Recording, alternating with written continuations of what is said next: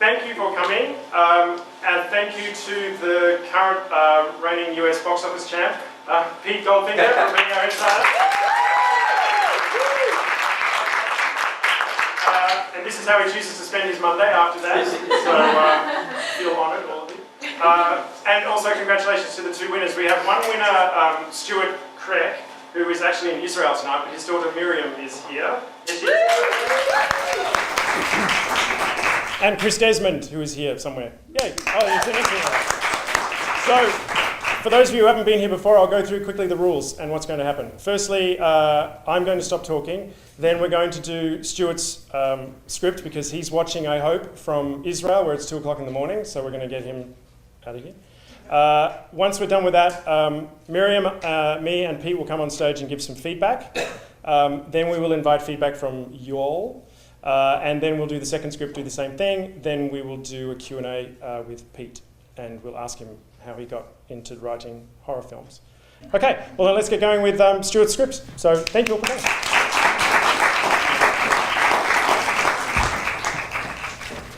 Fade in. Interior. Kitchen. Night. A small dinette table and a modest, sparsely furnished Kit Fisher, an ordinary 12-year-old boy and his ordinary 10-year-old sister, Sally, help themselves to mashed potatoes, gravy and peas. Richard Fisher, 34, sets a pan of baked chicken pieces on the table. He sits down and uses a long fork to pass chicken to the kids. Kit, your turn tonight. Family members join hands and bow their heads. Lord, let us be truly thankful for our dinner and for being together as a family to share it. And please tell Mommy we love her. Not at grace, Sally. That's a bedtime prayer. It's okay, Kit. There's never a wrong time to remember Mommy. Living room night. The living room just as sparsely furnished with a small TV on a stand, a bookshelf and a couch. The kids watch cartoons. Richard carries a basket of laundry through the room to a door behind the TV. If I'm not back up from the basement before your show ends, remember bedtime. Kit? Yeah, Dad, I'll remember. Richard goes through the door. Basement night. He descends the stairs into the unfinished basement. He takes the basket of laundry to the washer. He's about to load the machine when he sniffs. Great. They'll do. He inspects the area around the washer. He decides to pull the machine away from the wall. The wall behind the washer has patches of grey mold. Gotta nip that in the bud. He goes to a shelf on an adjacent wall and pulls down a spray pump bottle of mildew killer. He takes aim and sprays the patches, saturating them. Satisfied, he sets the bottle down and pushes the washer back. He starts doing the wash. Kitchen day. The kids are eating cereal at the dinette table. Richard enters. Sally runs to him and gives him a hug. Daddy! Hi, baby bug. I packed both our lunches. Great, Kit. We'll leave in a minute. I just gotta go check something in the basement.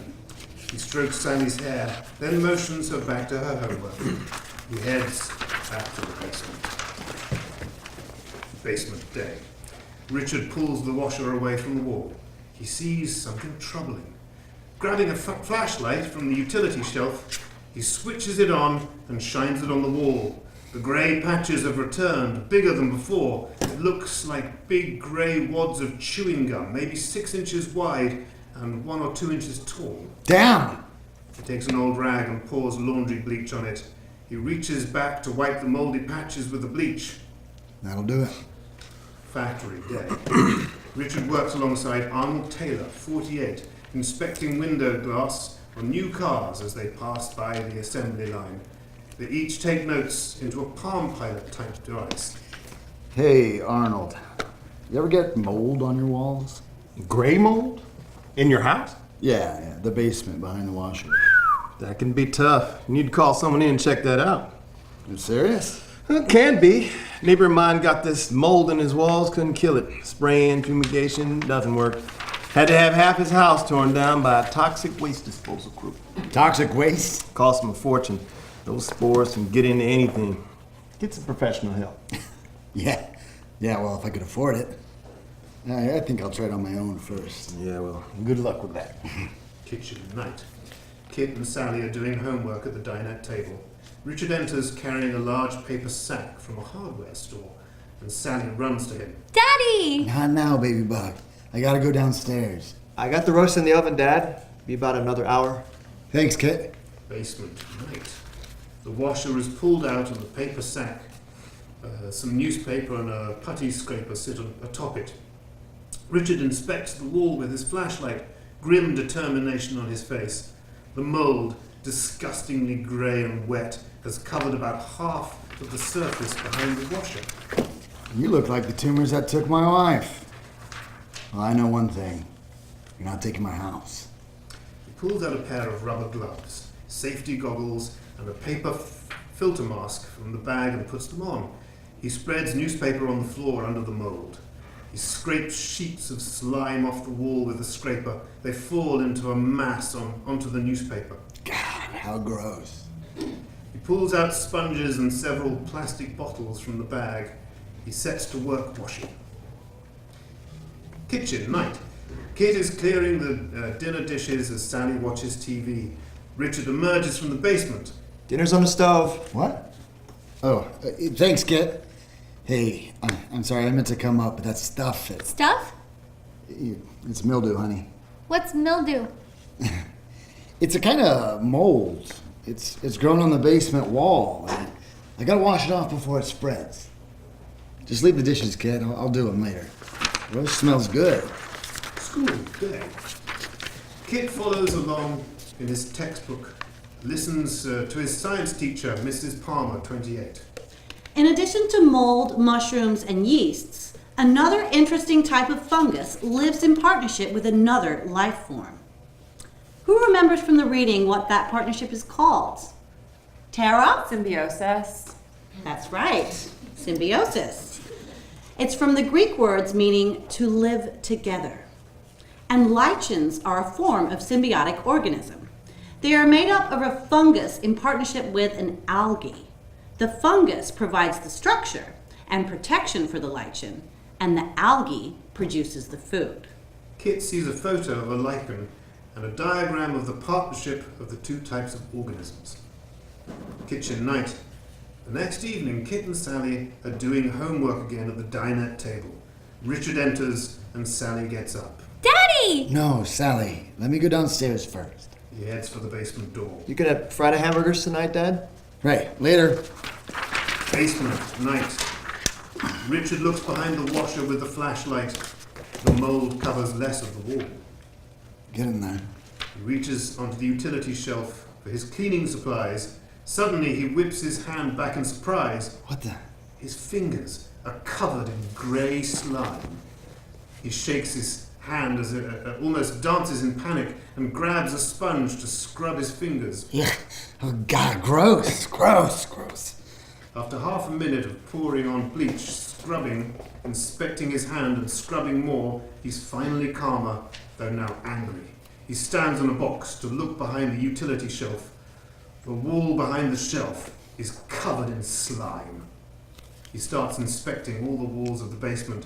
The slime is behind the dryer, the laundry sink, and the shelves of the adjacent wall. He pulls on his gloves, mask, and goggles.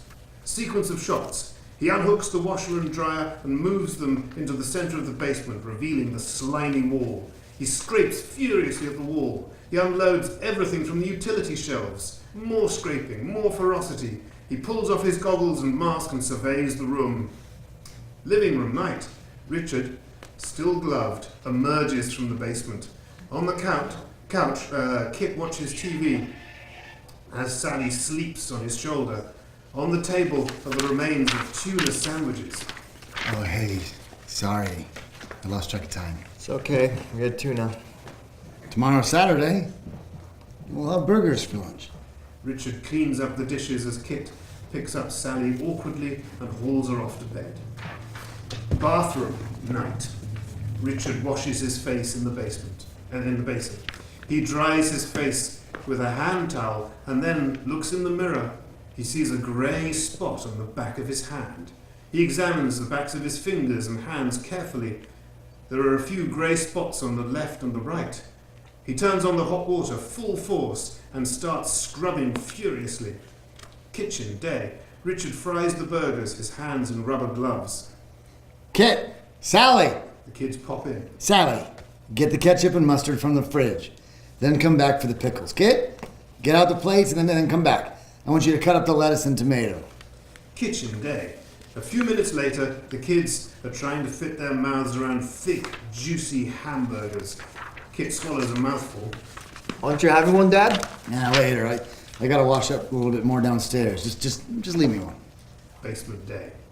Richard, in goggles, mask, and a plasticized jumpsuit, sees that he is losing the war. The walls he's washed are only partially clear, and the mold has spread to other walls and the ceiling. Okay, bastard, now you're going down. He picks up a crowbar and pries a piece of wallboard from behind the washer. He exposes the inner wall, and a black and grey mass of mold quivers between and over the wall studs.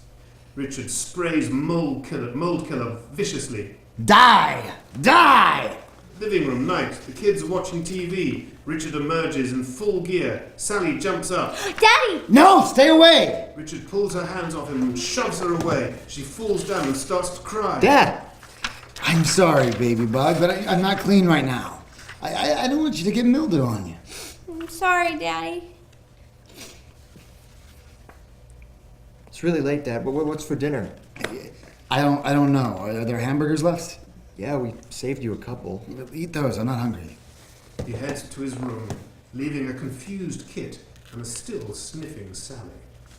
Bathroom night. Richard takes off his gloves. His hands are covered in a thin layer of grey slime. He stares for a moment, then puts the gloves back on. He removes the goggles and mask. In the mirror, he sees small grey blotches on his face. He pours laundry bleach onto a washcloth and rubs it all over his face and neck. Living room day. Kit pounds on the basement door. Dad, you down there? What do you want? It's time to get ready for church. I can't. Can't? Yeah, busy. Work to do. It's the Sabbath, Dad. You should take a rest. I'm busy, damn it! Sorry. Call Aunt Linda. She'll take you to church. Okay. Hallway. Kit knocks on the door to Sally's room. Sally? Aunt Linda's taking us to church today. You ready? I don't feel good. I'm gonna stay in bed. Okay. Okay, I'll tell Dad. The living room. Kit's at the door again. Dad? Sally doesn't feel good. She's staying home. Fine. Shouldn't you go look at her, see if she's okay? I will. Say hi to Aunt Linda for me, okay? Okay. Kit waits a moment, but there's no reply. Second bedroom, day. An hour later, Richard in his jumpsuit, gloves, mask, goggles, and a painter's cap enters. Sally is bundled under the covers. Baby bug. Sally stirs, turns over, sits up. Hi, Daddy. She reaches out to hug her dad. Her hands are covered in grey slime. She screams. Ah! What is it? Get it off! Stop crying. Richard picks her up and carries her off. Hallway. Richard runs, Sally crying in his arms. I gotta get you downstairs. No, not there! Living room. Richard carries Sally, now fighting to break free, to the basement door. Daddy, please, don't! You'll be safe down here. The door closes. Living room. Kit enters the living room. Dad? You still down there? Yeah, What about Sally? Is she okay? she's fine. She's down here helping me. I feel better, so Daddy asked me to help him in the basement. You want me to come down too? No, fix yourself some lunch. For you guys too? We already ate. Okay. Living room. Kit watches TV. An old monster movie is on. A blob-type creature is engulfing its victim. The basement door opens. Richard and Sally emerge, both in full protective gear. Wow, you look like something from the Discovery Channel. Sally, you go take a bath. She strides off. How's the cleaning going, Dad? It's slow work. Sally's very helpful. She can get into the small places that I can't reach. What's for dinner? You fix something for yourself. Sally's stomach's still bothering her, so she's not hungry. Yeah, but you gotta eat. You haven't eaten anything in days. I've been eating. Just not when you've been around. Don't you worry about me. I'm gonna take a shower and rest. Bathroom. Richard's body blocks the mirror as he removes his gloves, jumpsuit, mask, goggles, and hat. The back of his head is wet and gooey. Areas of the wall around the mirror show patches of mold. He turns on the shower full force and hot, generating clouds of steam. The steam envelops him, obscuring his features. He stands in the vapor cloud, absorbing moisture. Hallway. Kit knocks on his father's bedroom door. Dad? Wake up, you'll be late for work. Taking the day off, son. Sally's sick again. I'm staying home with her. You gonna take her to the doctor? We'll see. Just got the flu, there's no point. Just tell me to give her lots of liquids and plenty of rest. Well, if it's not the flu. Well, then I'll take her to the doctor. You just worry about getting yourself to school, kid. Hallway. Day. Bye, Dad. Bye, Sally. A door slams off screen. The doors to Richard's and Sally's rooms open. Richard and Sally, each in their full protective gear, emerge and meet in the hallway. Living room. Richard and Sally head to the basement door. They enter the basement and shut the door behind them. School. Day. As science class lets out, Kit hangs back to talk to Mrs. Palmer. Mrs. Palmer, what do you know about mildew? Mildew? It's a type of fungus related to mold. If it gets in the wall of a house, is it dangerous? Can it hurt people? Sometimes the spores can make people sick. A bad cough, usually. What about their minds? Can it make them do strange things? I mean, I've never heard of a fungus that controls people's minds. Mrs. Palmer opens her textbook. Now, insects, that's a different story. She flips to a photo of an ant with a spike of fungus growing through its head. It's a hideous image. Gross. This fungus infects ants and causes them to crawl to the forest floor and hold still. Why the forest floor? Because it's a dark, damp place, ideal for the fungus to grow and to reproduce. So the fungus makes the ant help it grow and spread? Yes, that's right. Thanks, Mrs. Palmer. Kit runs off. Bus stop. Day. Kit gets off the bus with a group of kids. The house. Kit walks up to the front of the house. He lets himself in. Second bedroom. Kit looks in through the door. No Sally. Master bedroom. Kit looks in through the door. No Richard. As he turns to leave, something catches his eye. The light switch is surrounded by grey blotches, like prints made with finger paint. Second bedroom. Kit tears the bedspread from Sally's bed. Her pillow glistens with grey slime. Kitchen. Kit dials the kitchen phone. Come on, come on. Hi. Aunt You've Linda, it's... reached the home of Carl and Linda Strauss. We're not able to come to the phone right now, but please leave a message with the date, time, and your phone number, and we'll get back to you. Wait for the beep. The answering machine beeps. As Kit takes a breath, a gloved hand presses the phone's off button. Richard, in protective gear, takes the phone handset from Kit and hangs it up. Come with me, kid. Sally and I need your help downstairs. Kit tries to back away, but Richard grabs him roughly and drags him. Basement. Richard drags Kit down the stairs in the dark. At the bottom of the stairs, Sally, in protective gear, waits under a single light bulb in the center of the room. The walls and ceiling fairly pulsate with mold. Richard drags Kit next to Sally and lets him go, but positions himself between Kit and the stairs. Dad, we gotta get out of here. Don't be silly, kid. This is our home. But the mole. Mrs. Palmer says it's dangerous and you can't get rid of it, ever. That's right, kid. I tried to get rid of it. I thought it wanted to take our house away from us. But then Daddy and I realized that it just needs a place to live and grow. A nice, dark, damp place. It could infect us. Dad, you don't want Sally and me to get infected, do you? Infection? That's an ugly word, kid. It's more like, Sharing. We can share. That's right, baby bug. It's a perfect partnership. Richard takes off his hat, goggles, and mask. Kit shrieks in terror. Richard resembles a sculpture of a human made from soggy grey clay by an untalented child.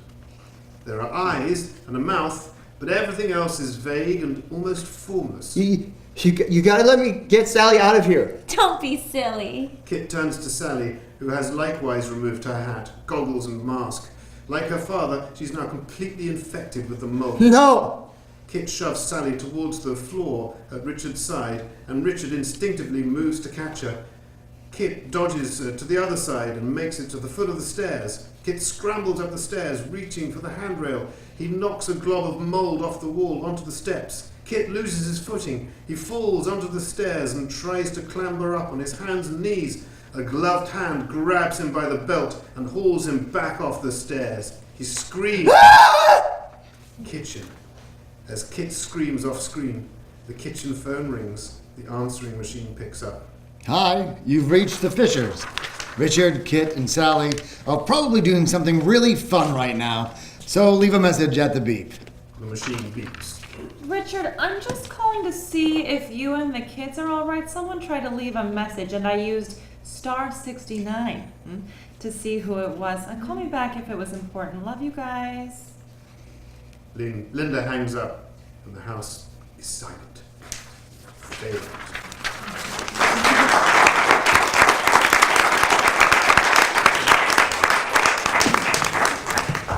Well, that was creepy.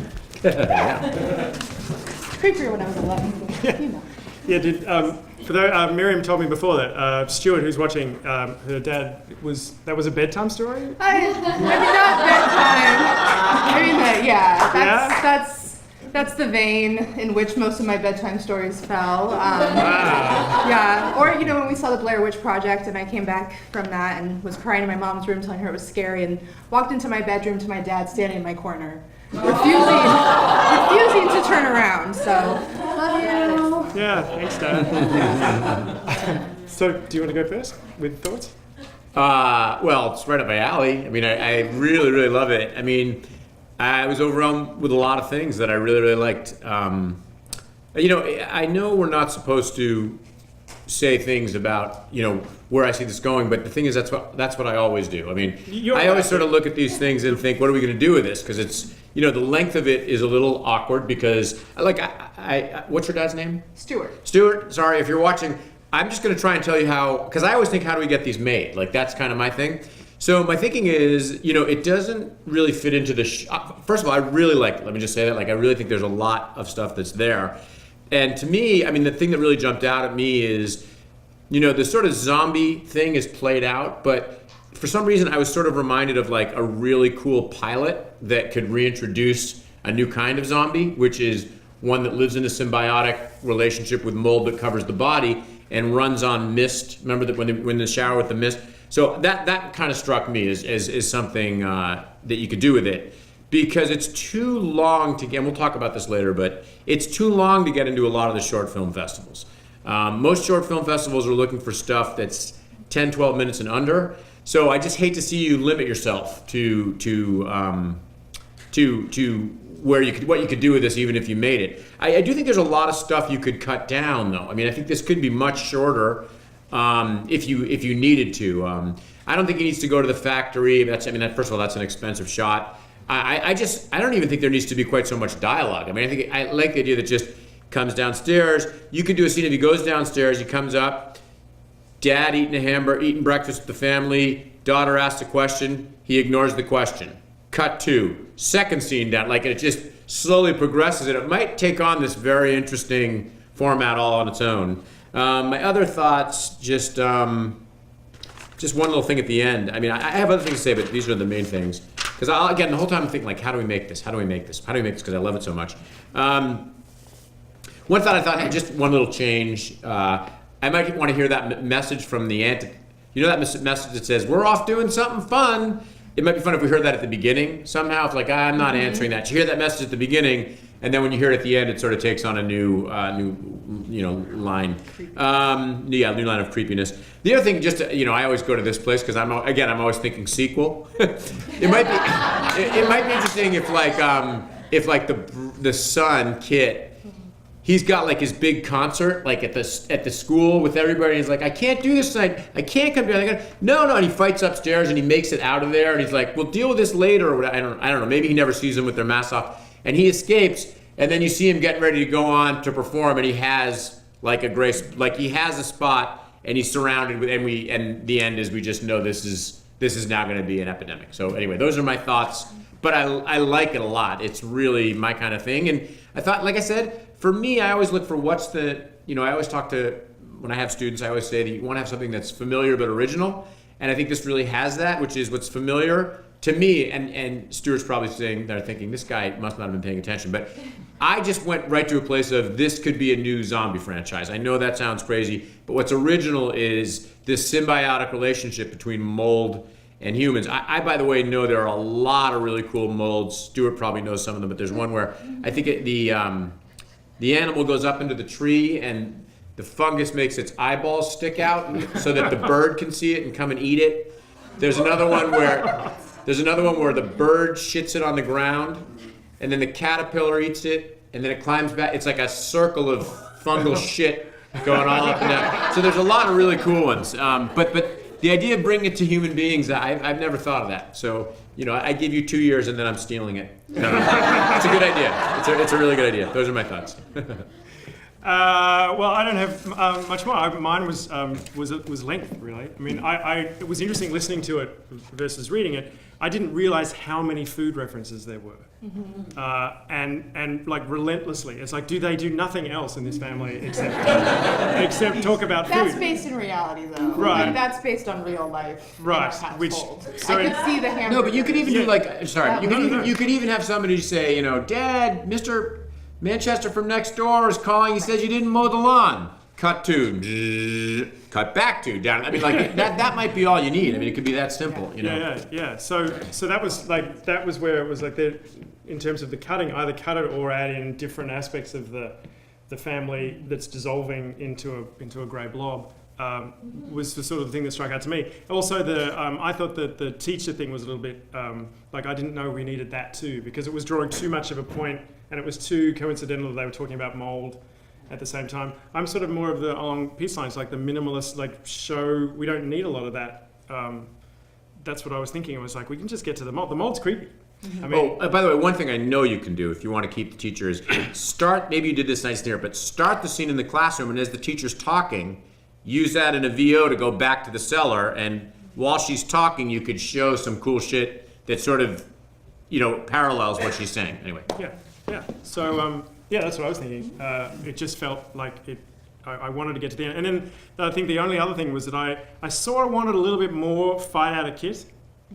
It just I felt bummed for him. It's like he's taking care of the freaking family, he's doing everything, and then he gets sucked into the basement and that's it. And there was no, I wanted a little more, something running around the house, or I didn't mind Pete's idea of getting him to escape, or, it just was oh, poor Kit. I mean, he made roast, It's like, do you know what I mean? It's like, I just wanted a little bit more at the end to just sort of feel like... Or, if you've established this one location short, which is awesome, that's what everybody's goal should be, because on one location short means it's cheap. Then don't go to a factory. Don't go to the school. Just leave it right there and, make it for less, Right. Yeah, that was all. But great job. And great job, actors. And David was totally creepy. Good job. Now, anybody have anything they would like to add or contribute? Holiday? I just thought the line about it's like my wife's, I have that. tumors that took my wife, I believe, was a little... Pipey.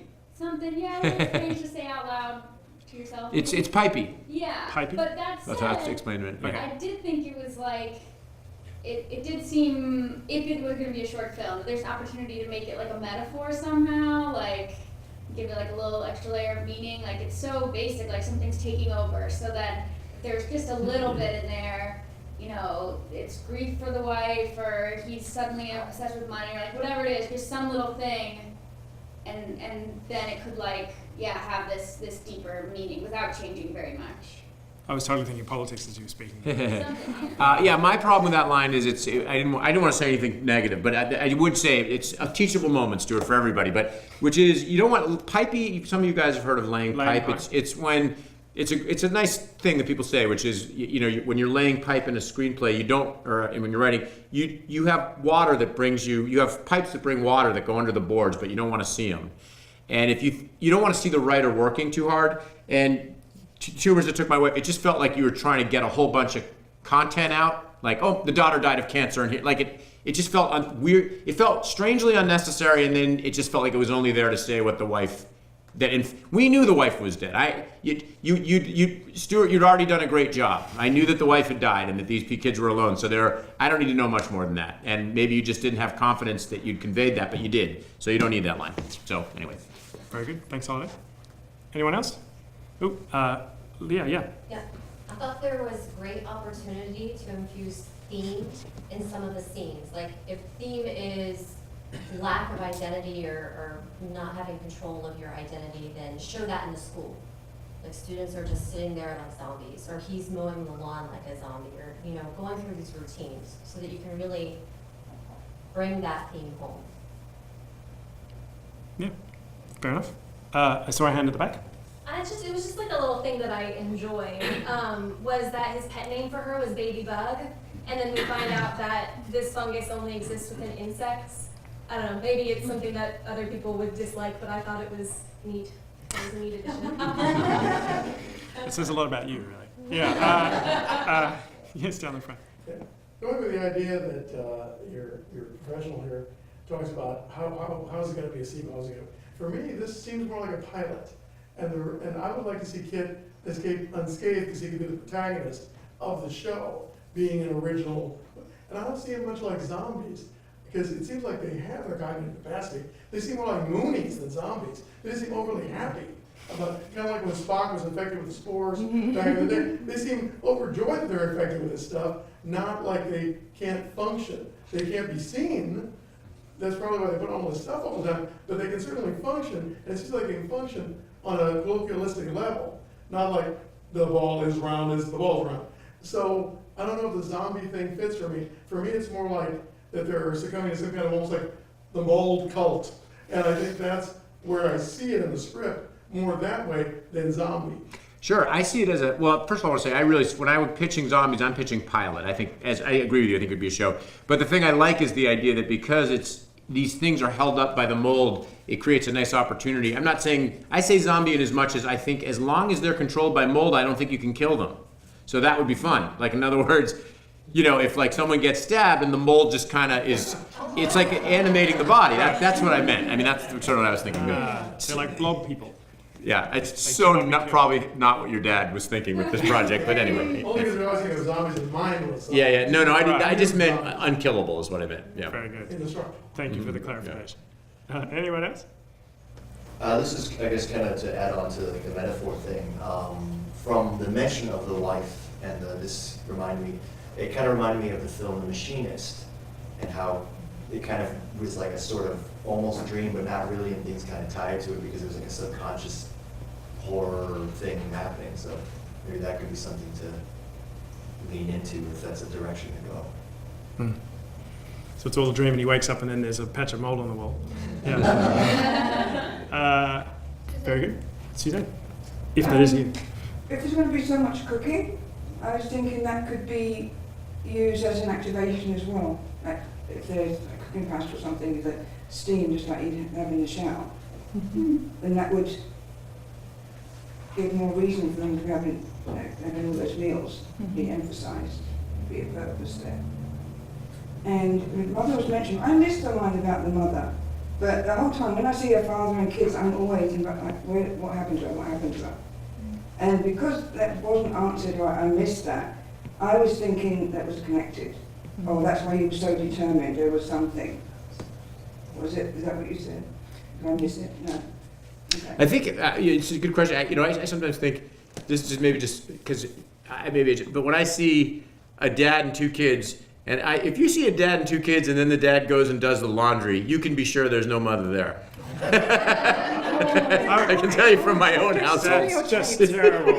I do the cooking in my household, I'll have you know. So if someone came to my house, they would instantly be like, I'm sorry for your in loss. movies, when you watch, look it, if I were to cough right now, you wouldn't think I was dying. You see somebody cough in a movie, you know they're dying. So that's, I'm going with the trope. No. We have to change that. Yeah, true. Yeah, you can give a note. Yeah. For me, obviously I have a lot more insight into the writer than everyone else here, since he raised me. I think the food was intentional because it's about consumption. And that's what I'm seeing.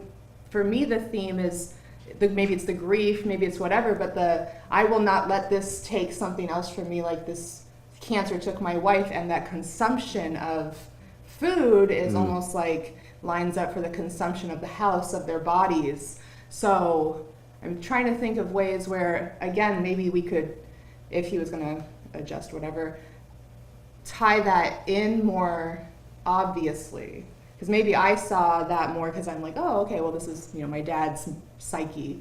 But yeah, so Dad, if you're listening, if you're awake. Is he listening, Jack? Do you know? 5 people. Is one of them Stuart Probably in one of Israel? them. You don't know? Okay. But yeah, for me too, it's so much different hearing it as a screenplay than as a story. So I do like the idea of less dialogue, more action, because that's how it's always been when I've visualized it. There wasn't a whole lot of dialogue when it was told as a story. Right. So this was really interesting for me, especially not being the writer, but being someone who, I guess I had the first draft tried out on me. This was really interesting. Clearly. I bet. Fascinating. Yeah. Yes. Did you was there anything else? Did you learn, apart from the different style, was there anything else that you noticed or anything you want to ask? This is your opportunity. No, I agree that the line about the tumors is a little too... Oh, and by the way, if you didn't get it already, but at the same time, there's this significance to tying that motivation for why he can't just hire someone, why it has to be him, because that's for me always been a reason, like, why wouldn't you just hire a cleaner? That's what I would do. That's what my dad would do. He would just hire someone, but why didn't Richard? So if there was a way to... That's a good question. To give that answer without it being so pipey, so obvious in a way. Right. Yeah. All right. Makes sense. Yeah. Very good. All right, well, Cool. Stuart has plenty to chew on if he wants to. Good job. Yeah. Really good. Thanks, Stuart. I believe, if I'm not mistaken, when he wrote this, the idea was almost like Tales from the Crypt, like a series of shorts of creepy things with some common theme running through them. So maybe Richard's house is the neighbor's house in the next one. I think I remember him telling me And now more than one. you're writing a screenplay about a girl whose dad tells her horror stories and then she kills him. Oh, that's called Years of Therapy. Yeah. All right. Thank you.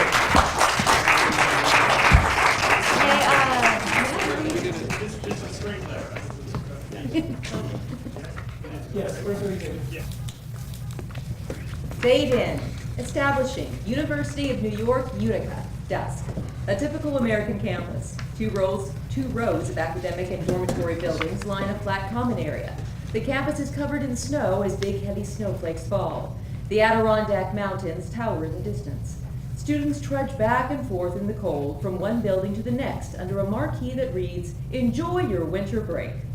Interior Baylor House, Julia's room, dusk. Drew, late 20s, contemplative with a mischievous gaze, stands in a single dorm room by a window overlooking the campus. He pours the remains of a bottle of Patron into a red Solo cup, swirls it, and considers the snowfall.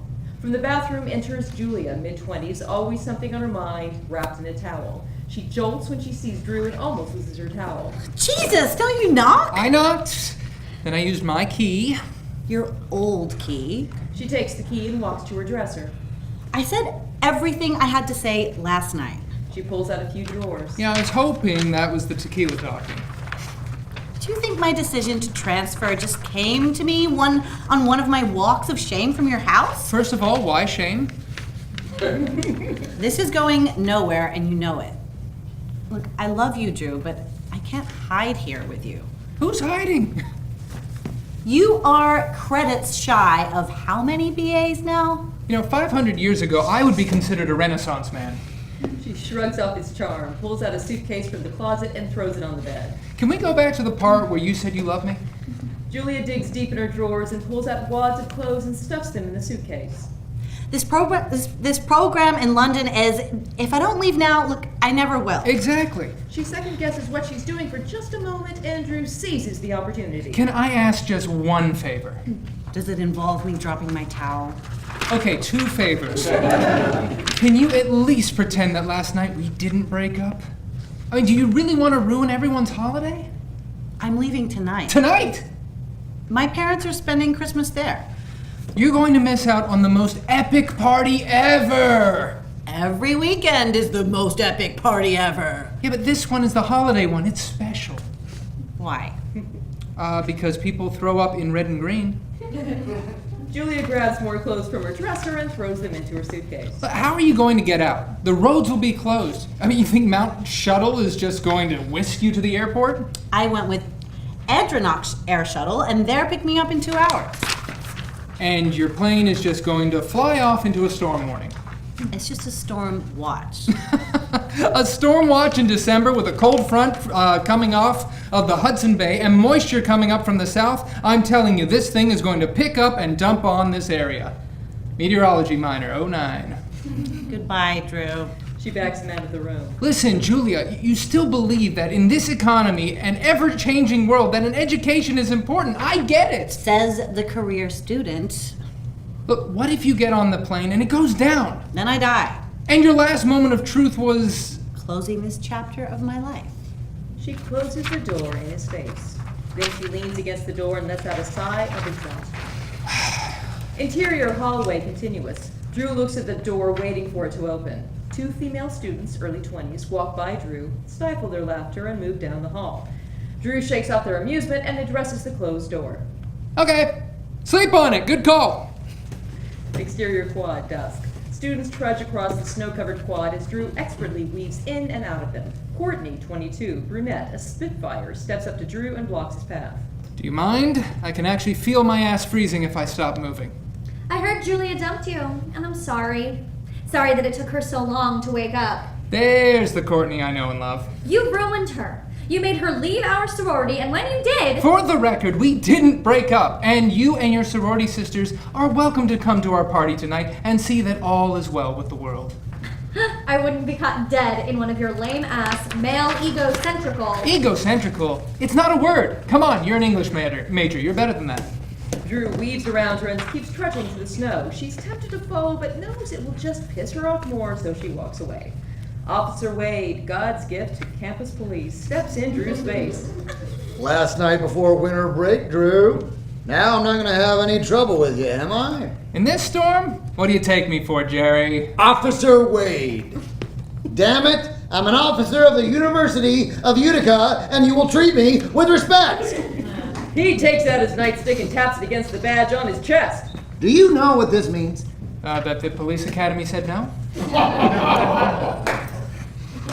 I better not hear about you tonight, Drew. Not after last year. Not one peep. I haven't peeped in years. He knows he'll catch him tonight as Drew walks away. Heard about you and Julia. It didn't break up. Drew takes a breath of self-control, keeps walking, and dials his cell phone. Hello, Adriatic Air Shuttle? Yes, I need to cancel my shuttle pickup. I'm just worried about the weather. The address? Sure. He walks out of frame, and as the heavy white flurry builds, we flare to white. Fade in. Exterior, super-ass secret government testing facility lab. Night. From the white, we land on a fortress of a building with armed soldiers on watchtowers surrounded by the Adirondack Mountains. Title card, super-ass secret government testing facility 2 miles away. Interior, I love saying this, super-ass secret government testing facility lab night. Dr. Jenkins, early 40s, enormous sense of entitlement, sits in a lab surrounded by various types of science equipment. Cages that hold a wide array of animals line one wall. He holds a white snow bunny in his lap and pets it. What's the matter, buddy? You afraid? Dr. Jenkins gives him a reassuring scratch on the head. You don't ever have to be afraid again. He gives the bunny a kiss on the head and places him back in the cage. He leans down and unlocks a cage that has a baby snow seal in it. On seal. The seal, Norman, has big brown eyes and looks so scared and innocent as his cage is opened. Around his neck is a collar that is a little bit too tight. On Dr. Jenkins. He takes the seal out and holds him in his arms. But you, Norman, you are going to keep this program going for years and years. Behind him is a glass wall that looks into a med lab where a doctor, early 40s, carries a small cage and places it on a steel examining table. Dr. Ruland, early 30s, portly, enters the lab rushing to Dr. Jenkins. Dr. Jenkins, we have the initial results back from the snow seal blood test. They suggest a potential violent mutation.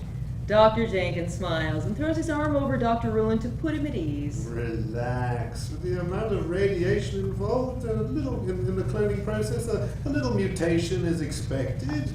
In the background, the doctor, in the med lab, opens up a cage. From it, a baby snow seal shimmies out. The seal looks at the scientist with longing, black, compassionate eyes. These changes are a cause for concern. They appear to be permanent. At this point... Permanent at this point? Are you even listening to yourself? They're getting aggressive, and there's a spike in the acidity level in the saliva. You, Dr. Ruland, have an overdeveloped fear of success, and the only thing that will do for a man of science is hold him back. Dr. Jenkins holds Dr. Ruland close eye to eye. We have taken an endangered species and made it stronger. Look at their intelligence. Well, doctor, that's a cause of concern as well. Last night I found Norman here in the janitor's closet. Somehow he picked the lock. But Dr. Jenkins is lost in Norman's eyes. I swear we made them cuter too. Dr. Jenkins, I really... Dr. Jenkins stops him with the point of the finger. What we are doing is good work, and there is nothing to fear. In the background, the doctor smiles at the snow seal. The seal hawks a huge loogie and spits it in the scientist's face. The scientist shrieks in pain as his face melts, smoke rising from his cheeks. He falls to the ground. The seal jumps off the table onto the doctor. The doctor's legs shake up into the air as blood spurts out like a Venetian fountain from behind a counter. Dr. Jenkins and Dr. Ruland continue their conversation, unaware of the violence in the soundproof med lab behind them. Instead of worrying so much, why don't you start writing your Nobel Prize speech? Cloning endangered species is a noble cause, but these results Dr. Jenkins presents Norman to Dr. Ruland. What's the worst that can happen? Dr. Jenkins puts Norman back into his cage as the door behind them slowly creaks open. On the doorway, the same seal from the other room now shimmies into the room. He has one lone speck of blood on his forehead. His name is Speck. On Dr. Jenkins. Dr. Jenkins looks at Speck. What's the matter, fella? You lost? Did Dr. Richards let you slip away? On Speck's eye, his eyes are so dark and innocent. If you look close enough, they almost smile. In the reflection of the iris, you can see Dr. Jenkins approach in awe. On Dr. Jenkins walks towards Speck. Is this what you're afraid of, Dr. Ruland? Little S63451? Dr. Jenkins kneels down to pick him up, but just as he does, Speck hawks a huge loogie. Dr. Jenkins steps back more amused than scared. My, someone has been hanging out with Dr. Ruland a little too long. The seal spits the loogie in Dr. Jenkins' face. Immediately, his face starts to blister and smolder. My eyes!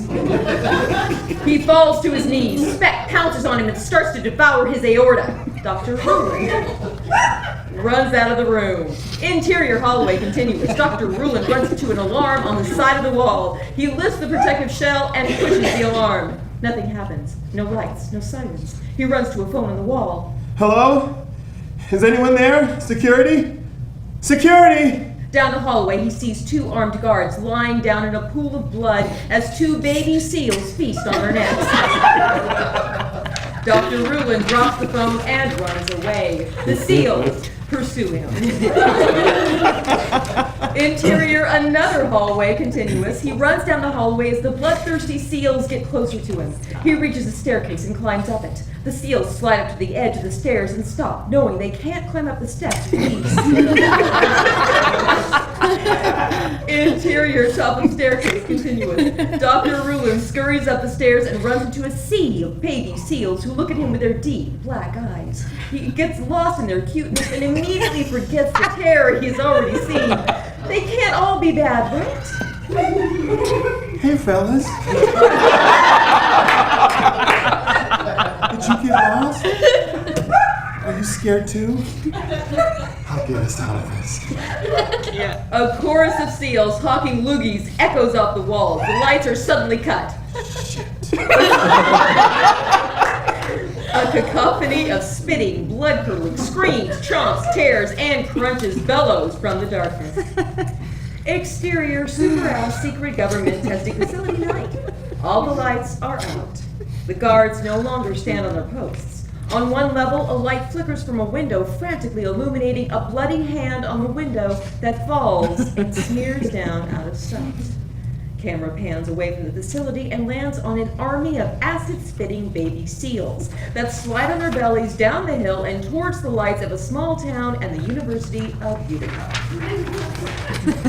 Interior Kappa Gamma Epsilon House Drew's room night. Drew sits at his desk with his laptop open. On the screen is a Virgin Airways website with a ticket from Buffalo, LaGuardia to Heathrow. In the upper corner, a timer ticks away as Drew decides what he wants to do. His index finger hovers over the enter button. He considers the purchase, then gets up from the desk. He downs the rest of his drink and walks out of the room. Interior Kappa Gamma Epsilon House later. A large house that maybe 50 years ago was a magnificent mansion, but now it has lost the battle to years of pledge weeks. By the fireplace is a Christmas tree that is made out of empty cans of Genesee cream ale.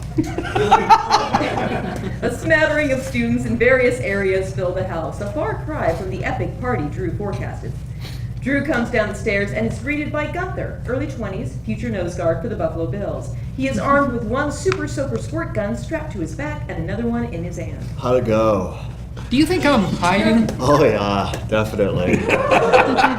Thanks. How's the party looking? Shitter's full and we're out to flush it. He holds up a bottle of Flush It, a clog removal solution. Well, grab a plunger. That flush it shit doesn't work. What's with the super soakers? Gunther looks around the room. Freshman! A young student playing cards shoots up from a table playing cards. Gunther shoots at him with the super soaker. A long stream flies across the room. The young student does his best to catch as much as he can in his mouth, but most of the stream douses his shirt. Gunther turns to Drew for approval. This one is Fireball in it, and this one is 151. Never let anyone tell you you're not a giver. 'Tis the season. Drew looks around the room at the very meek party that surrounds him. Where is everyone? Well, lots of folks left early. No one's gonna go anywhere with this storm. How bad? State of emergency bad. Sean Penn showing up bad. Anderson Cooper out front in a tight black t-shirt bad. Drew turns on the TV. A TV reporter, Kevin Williams, late 50s, silver hair and all smiles, reports on the incoming storm.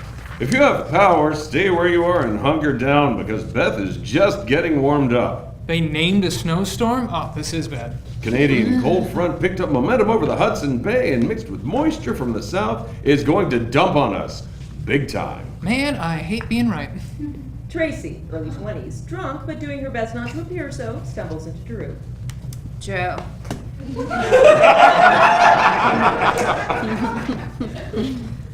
I'm so sorry. I heard you and Julia broke up last night. Not true. Do you need someone to talk to? Because I'm here for you. I have always been here for you. Yeah, that's very kind, Tracy. Do you want to rebound with me? I'll do whatever you want. And I mean, like, whatever you want. Thanks, Tracy. Yeah, but I'm allergic to bad shit. Oh, so. yeah. You're so funny. She grabs him by the collar and pulls him close. Hey, listen. I'll be nasty for you. Drew grabs her fingers and slowly pries them off his collar. Yeah, I can imagine you could give me any more tonight than you already have, so. Tracy doesn't get the hint and smiles, rubbing her nose against Drew's. You're being poetic. Mm-hmm. You were an English major. Twice. Right? Yeah. That was Whitman, wasn't it? You'll never know. He walks away. Gunther seizes the moment. You keep you nasty for me, Tracy. Go get that fat ass. Tracy walks away. Gunther looks down at her belly and gives a gentle inspecting squeeze. Interior kitchen night. Drew walks into a dingy kitchen where dirty dishes and fast food containers litter the countertops. He reaches high above a cupboard and pulls out a hidden bottle of scotch, his secret stash. He opens a cupboard but finds no glasses. Would it kill a member of this house to wash a glass? Smash! A glass shatters just near his head. He turns to find Julia fuming in the doorway. You canceled my shuttle? I I'd be halfway to London right now if it wasn't for you. No, you'd be in 4 to 5 feet of snow on a 2-lane highway thinking, maybe I should have listened to Drew. She is silent and just stares at him. Mount St. Julia is about to blow. You're looking for things to stab me with, aren't you? Just because you're afraid of being an adult and trying to exist in the real world. Please, don't try and outshrink me, Julia. Psych major 2014. Thing I can't figure out is, do you stay because it's easy and safe here? Or are you afraid that you might get out there and have life just kick your ass? I'm leaning towards the latter. Wow, that sounded rehearsed. You have no right to hold me back. Hold you back? You don't think you're being a tad dramatic? You're right. I should loosen up. Let's get messed up and pretend that there's like no tomorrow, man. You don't mean it, but I love it coming out of your mouth. Where's the Patron? Oh, that's right. My deadbeat ex drank it all. Now hold on just a second. Are you serious about the Patron? Because I can get more for you. Julia starts to walk out of the kitchen. Look, I just wanted to make sure that you were safe. Oh, I'm safe now, Drew. No one knows how to hold you up better than you. She exits. Wait, where are you going? I'm going to the train station. This town is shutting down. I would rather sleep in an abandoned train station than spend one more night with you. She storms out of the kitchen.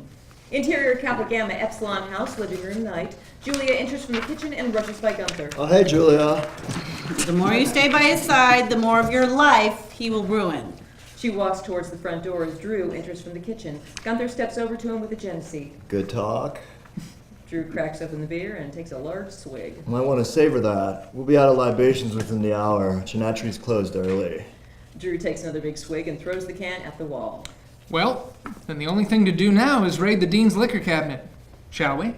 You sure he got out? His wife went up to their cabin yesterday. Dean Dempsey takes his snowmobile and meets her for the holiday. Positive? Positive. I synced his calendar to my phone last semester. They exit. Exterior 2-lane highway night. A 2-lane highway cuts through the main drag of downtown Utica. A lone snowplow travels down the street and stops in front of the train station. Julia opens the passenger side and gets out. The driver, Earl, late 40s, scruffy and concerned, tries to talk her out of this. You sure about this, Julia? Positive. Earl considers the heavy snow in the train station. Why don't you go back to campus with me? He taps the dashboard affectionately. I gotta get Betty here back to the shed to refuel anyway. I'm good. She leans into the cab and takes out her suitcase. Then she holds Earl's hand. You have been more of a gentleman to me than anyone on this stupid campus. And I thank you. Yeah, that's because you've been dating an idiot man-child. She takes a breath to control her acknowledgement and works to stay positive. Thank you for the ride, Earl. He nods goodbye and drives away. Julia trudges through the snowy parking lot and drags her suitcase to the train station entrance. Behind her, something zooms past, projecting a huge plume of snow into the air, which falls to the ground just as Julia turns around. She sees nothing, then hurries towards the entrance of the station as 2 more plumes rise up behind her, then fall to the ground. Exterior residential street night. The snow pours down on a residential street at the base of the hill. Homes, many with no lights on, line a snow-covered street. At the top of the hill, 2 figures are silhouetted in the streetlights. They fly down the hill and into frame, revealing Drew and Gunther both on sit-down sleds with 3 skis. When they get to the bottom of the hill, they get off the sleds and walk down the street. Exterior sorority house continuous. Courtney, drunk, trudges through the snow with purpose, carrying a bag of groceries. Following behind her is Tiffany, 18, meek and red-eyed. Can we just stop by the party so I could talk to him? Oh, that's the last thing you want to do. Gunther and Drew pass in the street. Evening, ladies. Go scratch, you dumb jock. Courtney and Tiffany trudge up the walkway and into the sorority house. Should I tell her the closest I got to playing sports is trying out for damn Yankees? Won't help your chances. Hey, am I getting fat? Define getting. Come on.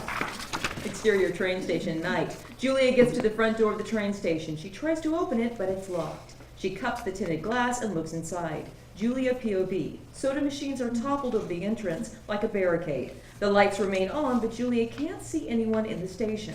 She tries to get a better look through the toppled over soda machine and sees a large blood smear, as if a body were dragged from the main ticket booth and into a dark hallway.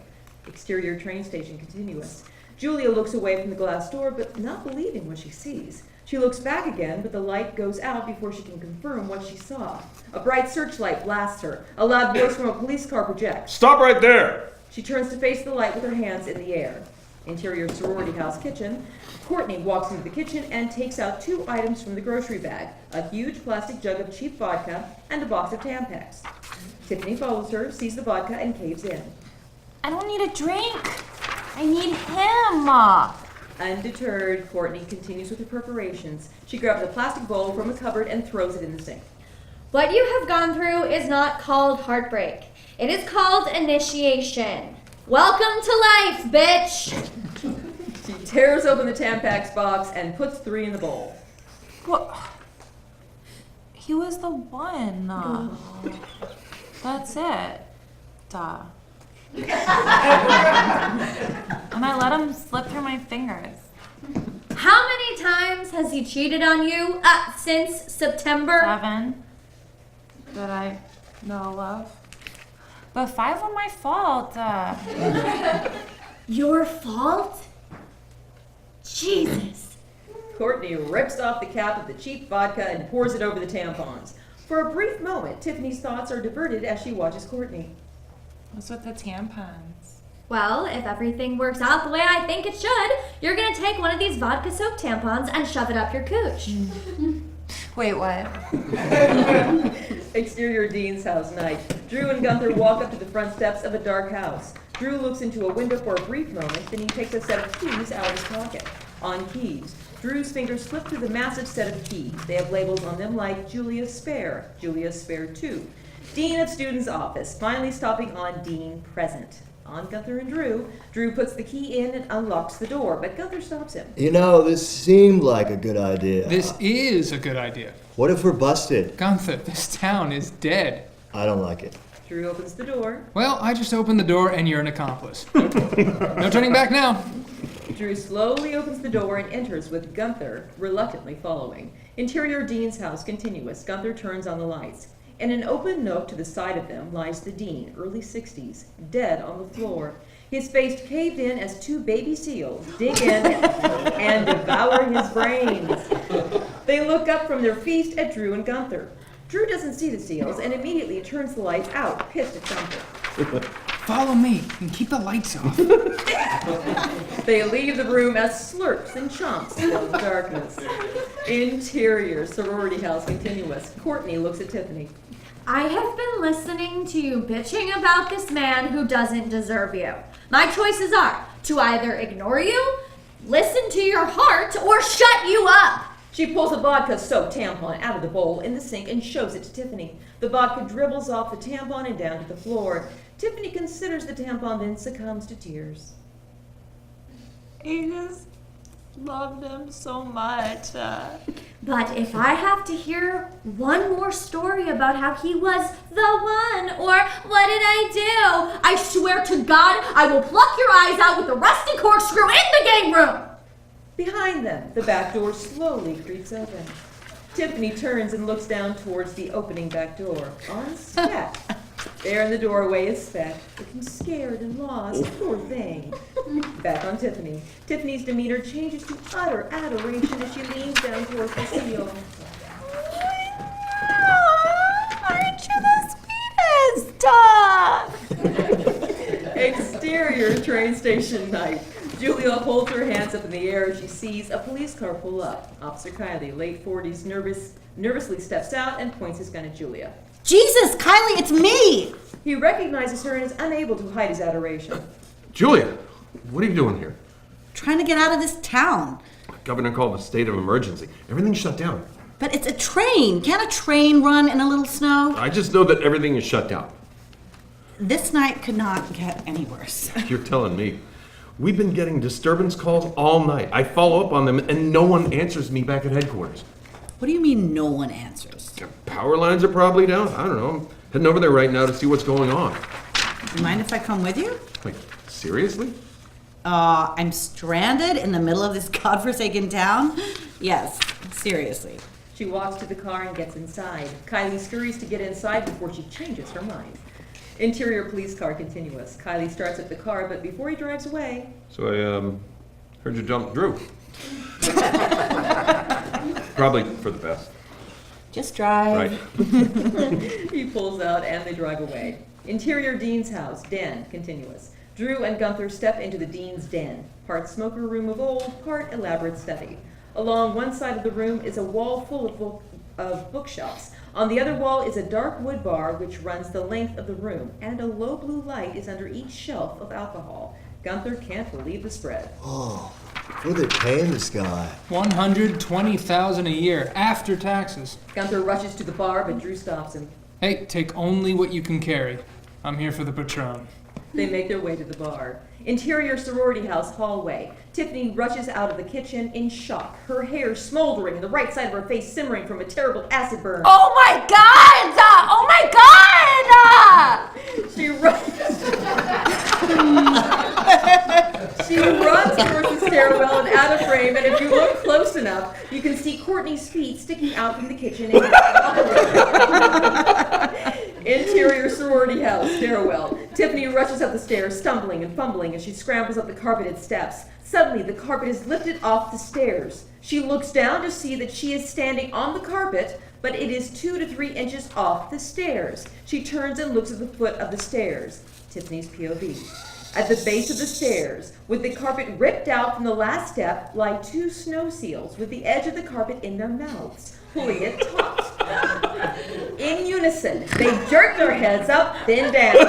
The motion sends a wave on the carpet towards Tiffany. On Tiffany, Tiffany is upended as the wave hits her. She flies up into the air and slams down on the stairs and knocked unconscious. The carpet is pulled taut again, and Tiffany slides down out of frame.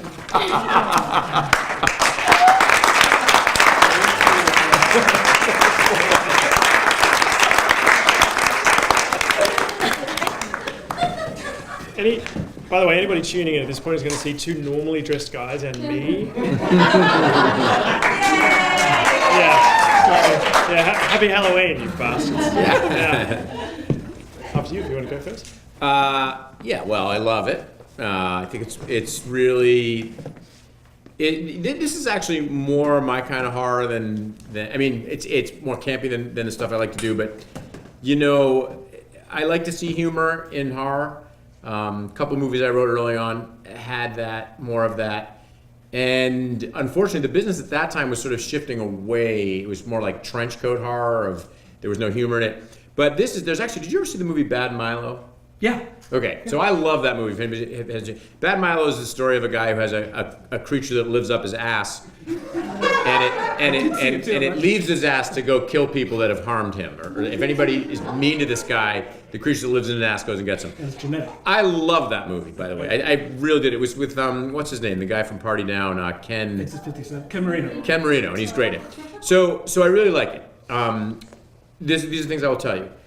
There's a narrow target for this kind of movie. So just so you know, it's a hard sell. Doesn't mean it's not great. Doesn't mean it could get you a lot of attention as a writer. Doesn't mean that it can't get made. It's just hard. There's the Sharknadoes of the world, but to me this is even campier in some strange way. So there are a couple thoughts I have right off the bat. One is... Wait. It's possible to go campier than Sharknado? Yeah, that's a good point. I guess. No, you're right. You can't go. Not the 5th one. Yeah. No. It is. I'm sorry. It's very much. This is very much it. But the thing about Sharknado is there's only one company making that. So you get one pass. Where do you go from there? There are a couple things I can tell you for sure, which is you should definitely start on the badass facility. There's no doubt in my mind that that's the way to start this movie because for two reasons. One is you always want to open with something visual. Your opening is 2 people talking. The other thing is we don't know anything about Drew or what he wants or what, we get into, because whatever Drew wants and whatever his girlfriend wants, I can't remember her name, it doesn't matter because here come the seals. So here I am investing in them, and then I find out about the seals, and I'm like my notes at the beginning are like, what does Drew want? What is it about him that makes him, this and that? And then it doesn't matter. And plus you want to start with something big and visual. So I really recommend not the whole thing, but maybe just the first death while they're talking, just something that we can see up top that's great.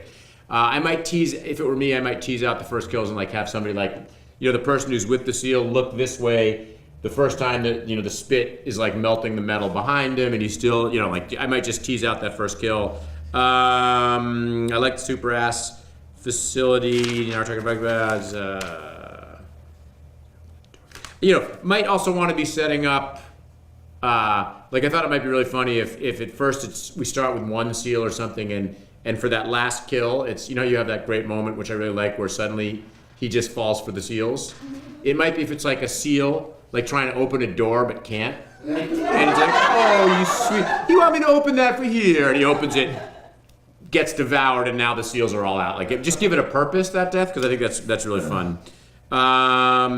I'm guessing, you just want to make sure, so are we going with like Drew is meant to do one thing, and that's kill these seals? Is that, because I think that's what I would do with him. If I would make Drew, like he finally figures out that everything that he's taken over these 8 years of college all add up to defeating these seals. Yes. Right. That's great. That's great. I don't know about 29. I would make him, for me, like 29. I went to college. I remember there was a guy who went to the military, and he was like 2 years older than everybody, and he felt like he was 30 or like 29 is really old. I might go 24, 25, but now watch, you're going to tell me that you were there till you were 29.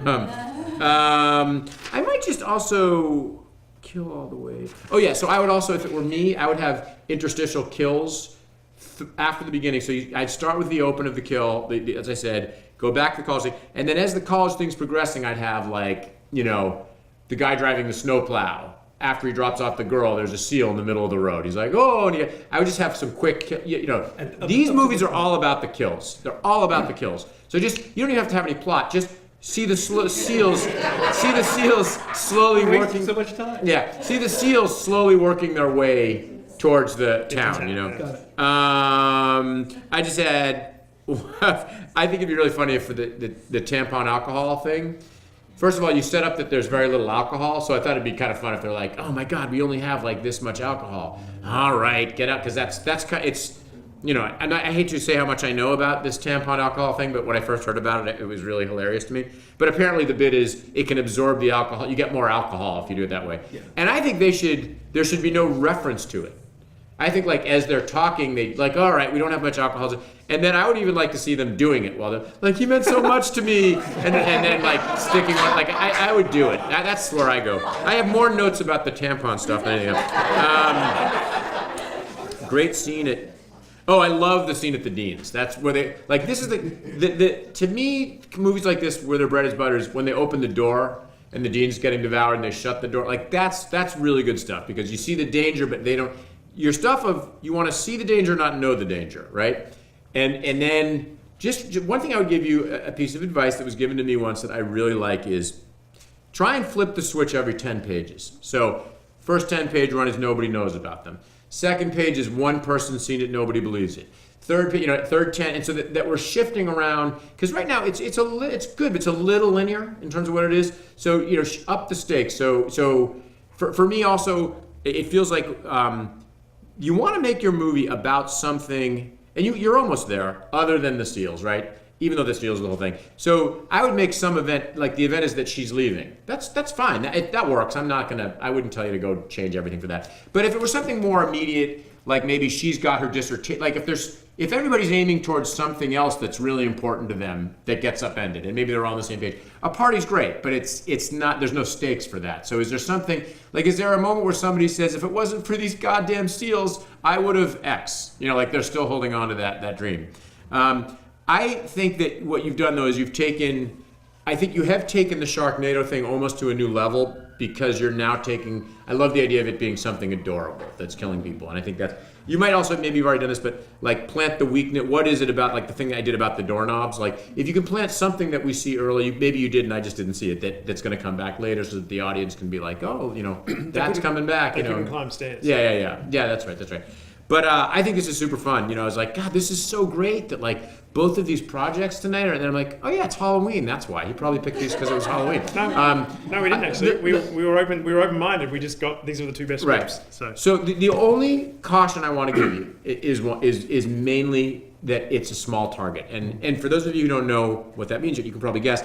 But one of the things when I have my students come in, and Holiday can tell you this, the first thing I'm trying to figure out is how do we sell this? That's all I think about. And it's almost not fair to people who are starting off as writers because really what they should be doing is learning how to craft something that has a beginning, middle, and end. But why not try and sell it too, you know? So I'm always looking for that. And this would be one where if someone came into class, what I would say is, and I mean this, like I would love, Holidays heard me say this, I'm torn because I would love to spend the next 2 months writing this in class with you. Like this would be so fun, it's right in my wheelhouse, it's something I enjoy doing. But it's a little unfair because if I encourage you to do that, I'm not pointing out the fact that it's a very small target, you know? Like somebody came in, and I'll just say this one, like, and Holidays heard the story before, but he said, you know, okay, the name of my movie is, he's supposed to do a log line, so the name of my movie is Groomzilla. And I'm like, stop. Like, I know what the whole movie is already. It's a groom. Sure enough, it's like a magic ring, and now it's the groom who's going through all the, like, I'll know the right tuxedo when I cry. And, you know, it's taking something familiar and putting an original spin on it. And it's a huge target. It's got a wedding. It's got something we all know so much about. It brings in all different demographics. Like that's where my mind is thinking. And so for this, I think like this could definitely get you noticed in town. And that's a great thing. There's nothing wrong with that. This could be a fun. If you put this, did you put this on the blacklist yet? Not yet. You're going to get a 2 or a 9 with this script. I assure you. You might get a 2 and a 9 because it's just people are in or out. You know, you're in or out, and I'm in. So you know, I would see this movie. That's what I have to tell you. That's it. Okay. Well, I obviously I can't say much more. Just for me, I struggled with Drew.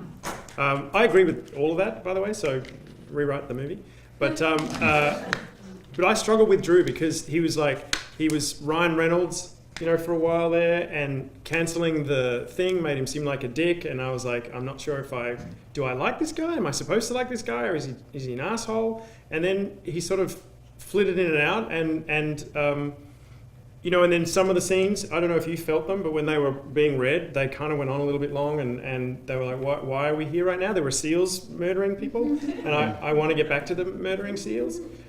So I agree. I think that's what people are saying is I give them a bit more to do and really define. I'm going to do the touchy-feely stuff. Mm-hmm. You know, I really wanted to know Drew. I needed a moment of Drew, like being even slightly vulnerable or slightly human or something, because he was impervious up until this point. I actually have something on that too, which is like, it is an old thing, but like, what's his moment of greatness? Like, even if it was something like someone said to him, you're the only person to ever score a perfect score on the blah, blah, blah. And what did you do with it? And there's like some story that would tell me everything about who he is. Like, he was, you know, and I don't feel like I got that moment of the moment of Tao, as that famous movie once said. Like, what's his moment of awesomeness that we all think, oh my God, he's awesome, you know? Yeah. Or at least he's got awesome in him. Yeah, he's got awesome. What's the awesome in him? He's capable of awesome. We're seeing arsehole, but yeah, because exactly, it's like you get to the point. It's like, is Julia insane? I mean, he's a basket case. So and I know that is sometimes appealing, but he didn't seem very appealing, and everything he did was sort of less appealing. And then when with the keys and stuff, it just sort of veered into like Ferris Bueller and what was the Ryan Reynolds movie, the Van Wilder, and it was sort of like I kept feeling as I was reading and listening, it's like we don't need it. You've got baby seals sliding around, you know, butchering people left and right. You kind of didn't need to flirt with cliche, so I was like, it would just be nice if Drew became someone unexpected.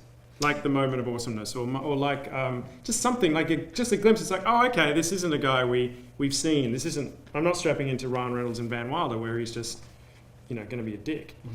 Yeah, one thing I might just say also too, that I always want to be real careful about suggesting a big rewrite. So I'll try to keep it narrower. But like, even if there were a singular thing that they were all like, if it was graduation or if it was the night, you know, the evening before, like if there's one thing that everybody's heading towards that isn't a party, graduation, like, you know, I'm not saying to make it a wedding because I think that, but like, you know, you certainly can see the scene where the bride is like, these fucking baby seals aren't going to ruin my wedding, you know, or, you know, but, and then everybody's headed in that direction. It just gives it something that's going to that there was a plan before the seals came and the seals ruined everything. Because right now it doesn't feel like the seals are ruining everything. They're ruining everything, but not anything specific, you know, anyway. Yeah. So I think the note is seals good. Rest of the movie just needs to get massaging around them. Really, that would be the summation, I believe. Because I mean they're awesome. And even when the read, it's always fun to do when we do reads where you can feel the room and you can feel the energy. And I don't know if did you feel it? Like, well, I mean, especially with actors these are fantastic actors. Yeah, can we clap they that? were great. And really good dialogue. I should have said that. Really good dialogue. I like the dialogue a lot. Yep. Really funny and really quick. Yeah. So when they were, when the SEALs were murdering people, and apart from when Lindsay was sloppy on Drew,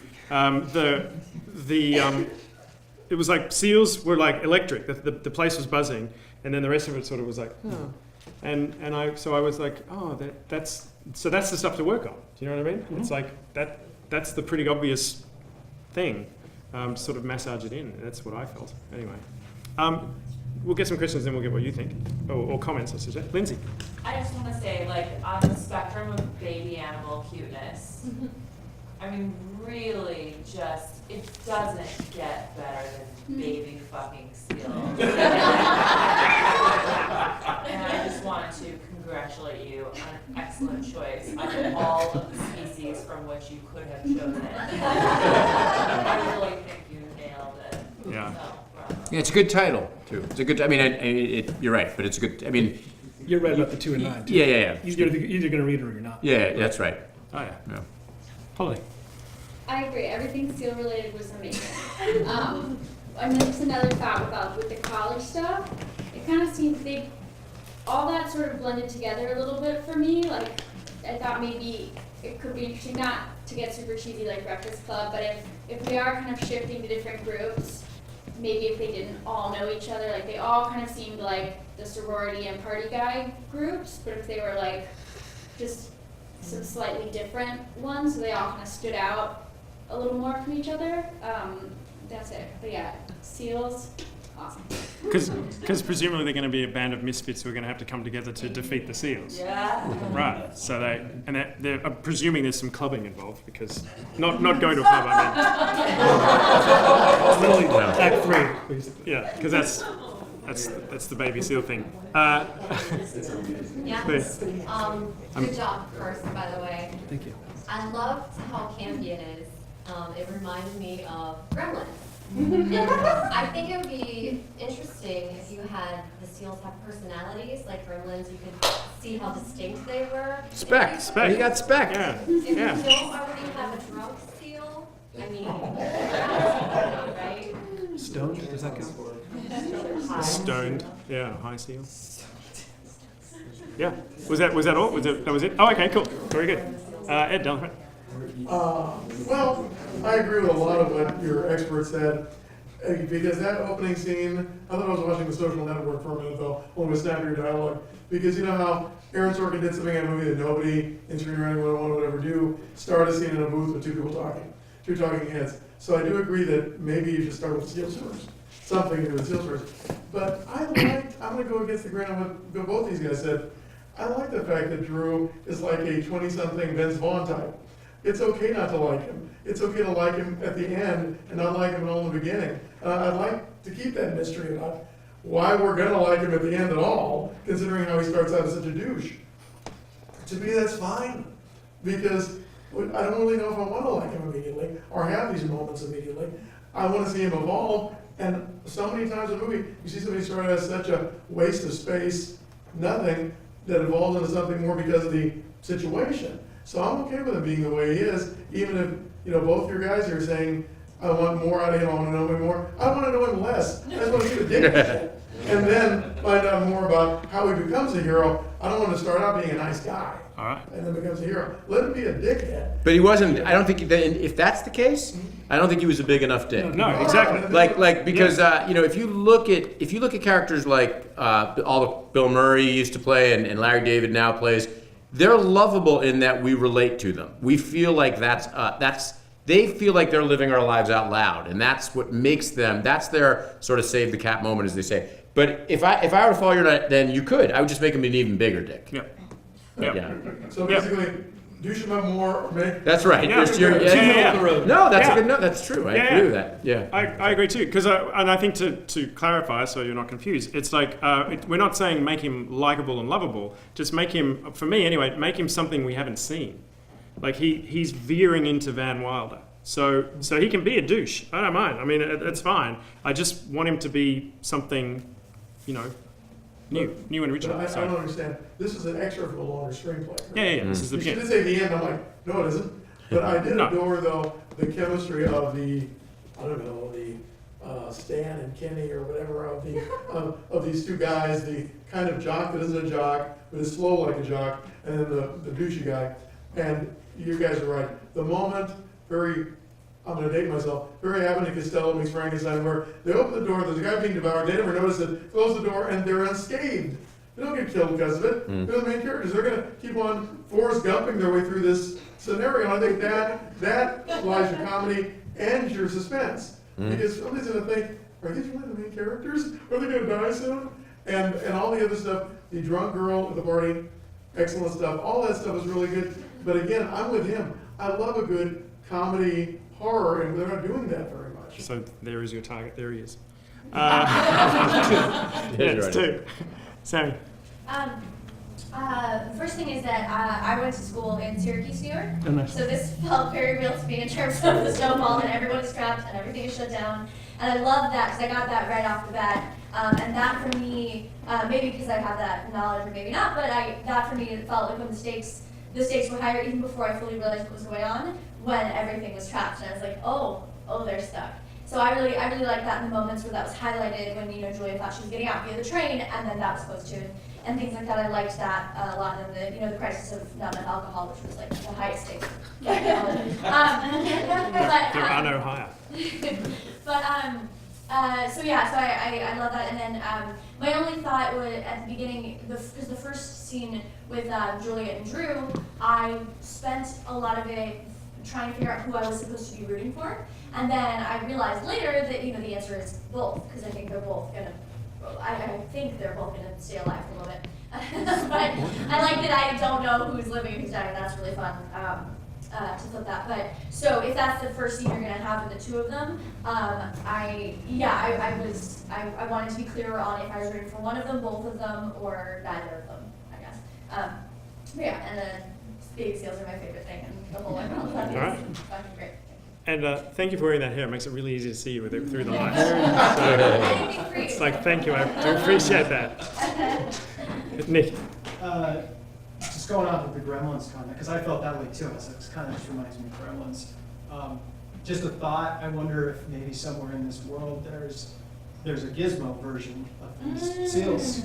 Maybe there's a really horribly ugly animal that they've been messing with, and it gets all the good attributes and it somehow finds its way. A rat. Yeah. There is the bunny, by the way, that the doctor was holding and kissed on the head.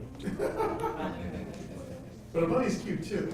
Well, that'd be kind of fun. A bunny on baby seal, climax. I mean, who do you root for in that one? No, if they're saying make it ugly, make it a duckbill platypus. Yeah, I don't know. I'm kind of with the cute bunny. I think that'd be kind of fun. They're both cute. Only one can survive. But they're both cage adorable. match. Yeah, it's a cage match. Bunny versus seal. David at the back. I think the dialogue is really terrific. I really enjoyed it, and I think it reads and plays really well, as you could see in the room. I think tonally it seemed quite different between the scientists and the characters at college, which were much more naturalistic, but then we moved into the super-ass secret facility, and all of a sudden it was totally different. I don't know if that's helpful. It's just, I just noticed that. Only one thing sort of bothered me in terms of logic, which was, if he's cancelled her flight, why is he hovering over a thing about to buy a flight to London? Oh yeah. He cancelled the shuttle. He cancelled the shuttle. Yeah. He cancelled the shuttle. But if he cancelled the shuttle, she can't get on the flight. Right. So why is he going to go to London? And just as an observational thing, if a female character cancelled the flight, we will be looking at what's the name? What is that baby? She will be instantly an unlikable character. But with a guy, we feel we can sort of get away with it. And that seems to me, I don't know, so I don't get to have opinion, but Seems wrong. Yeah, It seems wrong. You can have that opinion. Yeah. That's okay. Yeah. No other opinion. Anyone else? No, we're good. Just a little thing. I really appreciate the scientists trying to save the world. You know, the endangered species. Or is that just a by the by? Was that their intention? Yeah. Yeah, I love that. That's Because scientists think they can change. thought of playing and God. they can't. To make it worse. And it did not. Miriam, did you have a quick one? I kind of liked not liking a lot of the characters. Like, I really wanted you to die. By a seal. I was like, she's done. And whiny girl. So I actually kind of liked that. Sorry, that psychologically you didn't want to root for everyone too much. Like even the characters you liked, you kind of were like, but it would kind of be fun to watch them get killed by a seal. So I kind of enjoyed that. Totally, that guy, the guy that was friendly to Julia, needs Yeah. to walk out of that scene and get devoured by a seal. Oh yeah. Yeah. It's like, you're the nice. No, the cab driver guy, who TJ played. He was like, you're the nicest person on campus. And he's like, yeah, well, you dated an idiot, and then he walks out and gets consumed. Anyway, all right. Do you have anything else that you want to share with anything? No, I mean, the note about starting with the couple or starting with the secret S.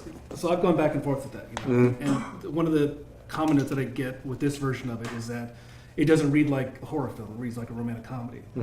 And one of the things I wanted to write in this, and one of the issues that I have sometimes with horror movies, is that you don't care about the characters. And so when they die, when they're being chased, you don't give a shit. So what if we cared about them first and did that? I don't know what the answer is, other than pick a side. Yeah. No, well, the other thing I would say is if you're going to do that, I would do have the scene be more active than two people talking. Like one of the notes I had is, it felt like the first 6 pages, it could have been a play. Like this is a visual medium, and it just felt like they were just sitting and talking. So if you want to go that way, that's fine, but do something big and visual and fun for your open. That'd be my suggestion. Yeah. Otherwise, no, your actors are fantastic. Did you hear anything, hearing it read? Definitely overwritten in some of the scenes. But some of the cuts, I don't know what the hell I was thinking of either. The whole, where she drops off in the train station, then we cut away. I'm like, why are we going away from that? So that's, definitely good to look at. Do you think you'll keep the extra syllables for Tiffany?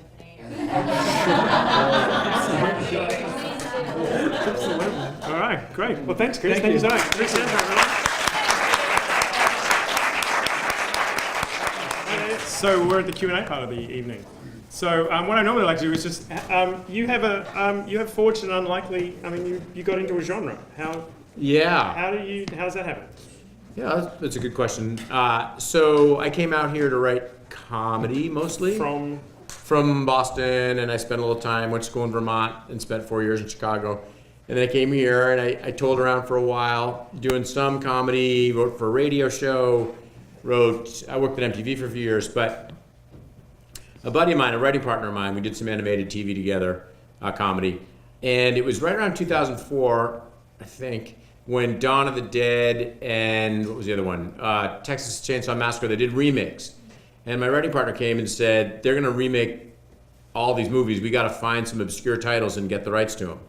And we did. We got the rights to Sorority Row, and we got the rights to another movie called Piranha, which was James Cameron and John Sayles. So that had a great pedigree. One was John Sayles, the other movie was one of James Cameron's first movies. And he was right. So, I went from barely having a WGA card to having 2 movies made sort of in the same year almost. And then that's just the way the horse has been going. And since then, we wrote a lot of horror scripts that didn't get made for studios. We did a draft of Halloween. We did a couple other drafts of things. And then we did, we more recently did Saw. And then, but since then, I can't get, this is the direction the horse is running. So, if you think you're going to write a horror movie or a comedy, and then you're going to cross genre, it's like saying, it's good being a doctor. I think I'll try to be a lawyer now. Like, it's really hard to get traction in another direction, but that's what took me there. And I'm happy for it. I'm not complaining about it, but it's just funny how that's where I ended up when I jokingly said that when those first 2 movies were made, I said to my partner, I've now written two 2 more horror movies than I've seen. Like I had not. Now I've learned to really appreciate them, and I love them, and I've seen everything, and I do enjoy them. But I never got them. But then now I get that people who go and see horror, they think it's funny. Like there's no real attachment to it. Like when I was a kid and I used to see horror, I'd be like, that's gonna happen to me? Like I couldn't separate myself from it, you know? And I think people who are fans don't have that connection to it. But that's how I got started doing that. So you can't walk into a room now for a pitch meeting and say, I've got this romantic comedy. Never. I mean, I could write one. I could write I could write my way out of it, but that means taking time off from my other projects, you know. Right, and I don't have the confidence I used to.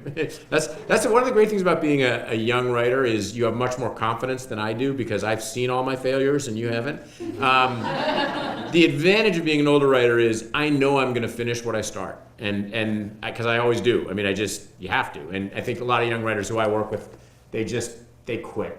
They just get so frustrated, and they don't believe they can finish it. They don't believe in themselves, and that's the difference. Well, look, just go back a second. How do you go from moving from Chicago to LA to getting your WGA card? I mean, what were those steps? Yeah, that's a good question. So when I was in Chicago, I was doing a lot of the Second City stuff, and then I came out here, and I had a lot of friends, and a lot of my friends and this is maybe will happen or has happened to some of you, but they started to do well. And so I'd written a lot of stuff that I had every reason to think that I could be a writer. And I only say that because I had gotten so much good feedback. But again, I got a lot of the narrow target stuff. Like, I wrote a movie called Farrah Fawcett Forever that was about a 13-year-old boy who blows off his bar mitzvah in 1979 to go see Farrah Fawcett at one of those meet and greets.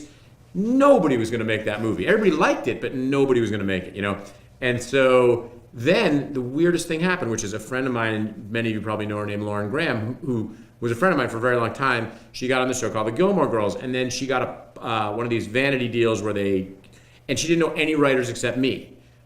So I came in and I sold it in the room. I mean, anybody who was going in with Lauren Graham would have sold it in the room. And that's how I got my WGA card. I mean, and it's so funny because there is no one way to break into this business. But I can tell you this, be ready when the opportunity comes. It would be so sad for me to hear that somebody said, hey, do you have a script? And you didn't have one. So that's the key, is be ready. Have 2 scripts at least. So when did you start writing scripts? When did you? Well, I started off as an actor. There are really funny headshots of me thinking I was going to be the next Jewish De Niro or something. But it wasn't going to work. And let's put it that way. And then I started writing some things at Second City, and I've learned how to write at Second City. For any of you, improv is a great way to just quickly learn scene structure and stuff. And then I wrote a couple of plays in Chicago that got some notice, and then I came out here and I wrote a script. I was ahead of the game early on, and then I was middle of the pack, and then I was behind everybody in my 30s. So I showed some promise early as a writer, I would say, but it took me a lot of time to. Here's sorry, I know I'm just blabbing, but I remember coming out here thinking Beverly Hills 90210 was on the air when I came out here, and I remember thinking, God, I could write better than that. That's the B answer. The A answer is I could write that. That's don't try to reinvent the wheel. Try to find something that is in the zeitgeist and capture it. Don't write your obscure movie because unless you have the money to fund it. You gotta sort of open yourself up to a little bit of, I don't know, sell out or open yourself up to what sells. And now, then have kids, and it's all about what sells. That's where you go. It's sad. It's very sad. But anyway. Yeah. Yeah. So, explain to me, because I want to know, how do you get the rights to a film that James Cameron made? Well, he doesn't have the rights. So a company called, it was Mark Canton's company. I can't remember the name of it. I really should know this. But they were just languishing. They were thrilled to have somebody. I mean, they didn't have anybody to write it, and so we came in and offered to do it for free. And I don't think they knew what they had. And if they did, they certainly didn't have enough money to hire somebody to write it. So we... Are we taping this? Yeah. All right, it doesn't matter. We did something you're not allowed to do, which is, I think I was allowed to because I wasn't, but you are not allowed to write a script for somebody that's not paying you if you are a WJ writer. And I believe we could do a spec, but we couldn't write someone else's something that someone else had the rights to. So that's why I think they were very thrilled to have us do this. So we actually, to be fair, we wrote something called Killer Fish. It was not called Piranha. And then we submitted it to them, but they knew it was coming and that was the plan for it. It might have been legal, but it was definitely. Let's say it was. Let's say it was. Yeah, let's say it was legal. Yeah. So just sorry to harp on it, but so you found some properties that you thought, they're remaking all these films, they might remake these ones, and then you found the production company that made the original. We thought yes, and said when I had a meeting with them and said, hey, have you thought about rewrite? We did it twice. We did it for Sorority Row. Right. We did it twice, and it wasn't that we thought they would remake those movies. It's that we knew that this is it. This is what Hollywood's about. It wasn't me, it was my writing partner, said there is a market for remakes of these horror movies. They're low budget, they have built-in fan bases. I think that these are sellable projects, and they were. And we convinced studios that they should remake these movies. They were wrong. We were all wrong. No, I'm kidding. Piranha did fine, but Sorority Row we were wrong about. So, okay, and so then, so is horror, now that because I know you teach as well, is horror, is genre writing different from, is it just regular rules as all writing, or is there something unique? It's funny because it's a lot about the kills. Like if you dress up a bad pitch with a couple of great kills, you can sell your project, Saw, interesting, was the complete opposite. They don't do any of the kills until the story's all broken, which I've never seen that before. But it's similar. It's all 3-act structure. You want to care about the characters. No, I approach it like a mystery. I like to try to approach it, and some of you will see my movies and say, well, boy, you failed in that regard. But I try to treat it like, what would this look like without the kills? And try to tell a story that way and then add the kills in later, Right. And so with Jigsaw, so that's what part of the Saw franchise is number 8. Mm-hmm. Can you explain how that happens? Do you pitch them? Do they come to you and they say, we've got this idea to reboot? We went on a general call to that. And after our meeting, I said, it was Oren Koulis and this guy, Mark Berg on the rights, great guys, good friends now. But at the time, Mark wasn't there, but Oren was. And after that meeting, I said to my writing partner, we were in the car together, I said, we cannot tell our managers or agents what happened in that meeting because Oren had fallen asleep. He literally closed his eyes. And 6 months later, we got a call that there was one thing that we said, which was our big pitch. And I can say this now because it's so funny is, what if there wasn't just, that the Bourne Identity had just come out, was what if there wasn't only one? So that was our pitch, was what if there were only one, and we did this whole pitch. And we worked on it with Oren for a couple months, and or maybe 8 months of lunches, and he said, all right, you guys did it. We're gonna go to Lionsgate, it's a formality, we finance the movies, but it's only fair that we go to them and tell them what we're doing. We're like, great. And we went to Lionsgate, they didn't like it, and it turns out they do matter. So then we had to take another pass at it. But when we finally finished the movie, when it finished shooting, Oren sent us an email that said, can you believe 2 years ago that we would be here today? And I forwarded him the email that my agent had sent me saying that they wanted to meet us on it. And I said, 2 years, try 4. It had been 4 years that we've been working on this. But that just goes to show that the whole idea of that has nothing to do with what we ended up writing, because we went through 4 incarnations. And the lesson I would say there is, don't fall in love with your work. But we were persistent. It was a general call, and we really, there's no such thing as a general meeting. You've all heard that. Like, anytime you have a general meeting, go in with something. We never go to a general meeting without a lot of ideas and things, right. What we want to write. Right. Otherwise, you're just saying, hey, how's the weather? Yeah, it's good warm today. Yeah. Your process, how has that evolved, your writing process? When you're either given a script, or do you write specs anymore, or are you just... I just finished one, actually, this week. It's the first time I finished one in a long time. It's one I knew I had to have one ready for after this movie came out.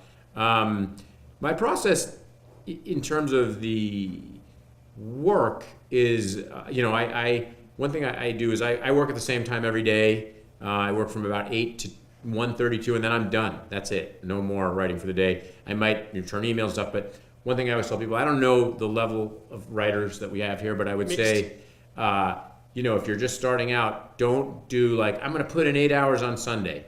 No. Say, I'm going to put in an hour every day from 9 to 10 or whatever. Pick the same hour, and know that, like, sometimes my writing partner and I will come up with an idea. We came up with this idea called Germs. And it was such a bad idea that we spent a month on before we realized it was a bad idea. That now, whenever one of us gives the other a bad pitch, the other just goes, germs. Like that's gonna. So it's okay to have an hour spent writing where you throw out everything. If you do that, you're doing what every writer does every day in this town. But start small. Turn off the internet. I go to a coffee shop where you have to ask for a code, and I purposely don't ask for it for the first 2 hours. That's part of my rhythm as a writer.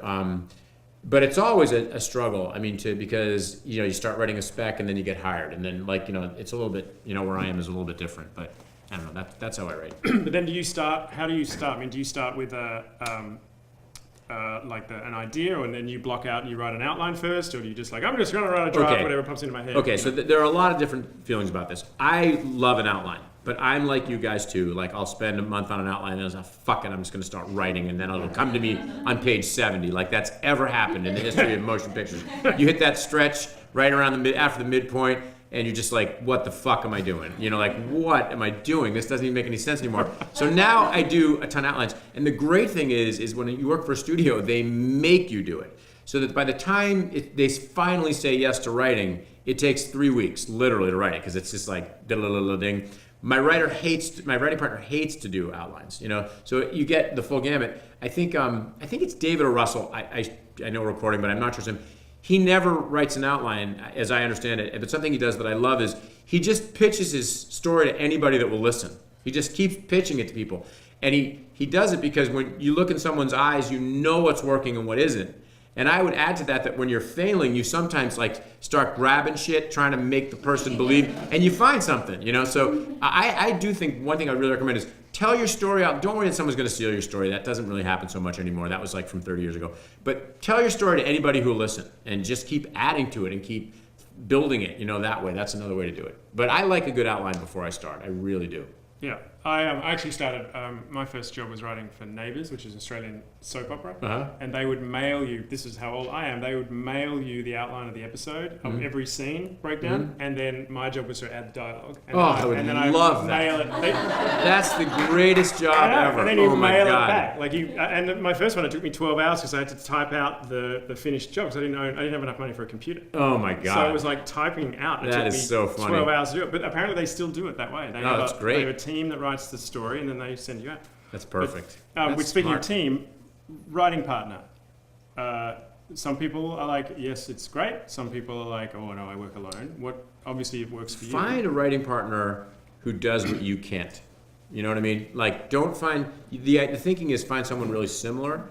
My writing partner and I we're best friends. We've known each other in college. I mean, we went to college together. I met him because he directed me in West Side Story. I was Officer Schrank. Detective Frank? I can't, but it's the only character that doesn't sing, so that should tell you a little something about me. But he is so good at the very thing I just told you. He's good at set pieces. He's good at he'll say to me, "What's the poster?" He said his feeling is if I can't see this movie on a poster, I don't want to do it.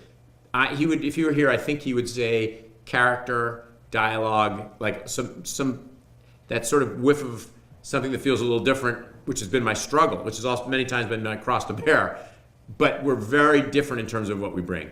When we write a pitch, I know what's going to happen. He's going to go in and he's going to pitch the opening scene to whatever we're pitching, and then I'll take over from there. And it's usually sold by then, or not, because he's so good at that. So find someone who you get along with don't find somebody that's lazy. Oh my God, that's death. And this is one thing else. If I can give one piece of advice is. If you're working with somebody new on a project, establish what the rules are if someone doesn't want to do it anymore. Because what's going to happen is you're going to finish the project and you're going to sell it, and they're going to come out of the woodwork. You have to have rules. Is what happens if one person quits. That's one other piece of advice. All right, very good. I will, as it's getting close to 9:30, we'll take some questions if anybody has any. Anyone? See, this is how comprehensive I am in my questioning. Yes. Yeah, go for it. Nobody else wanted to dive in here. The thing you said is so echoed everything I'm talking. There's no real given route into getting your WGA card, getting yourself started. Any advice on should you have every type of genre ready as far as a script, or should you work in the things that you're good at, like maybe I'm better at dramedy, somebody else is better at sci-fi, or do you need to have that cross section just in case?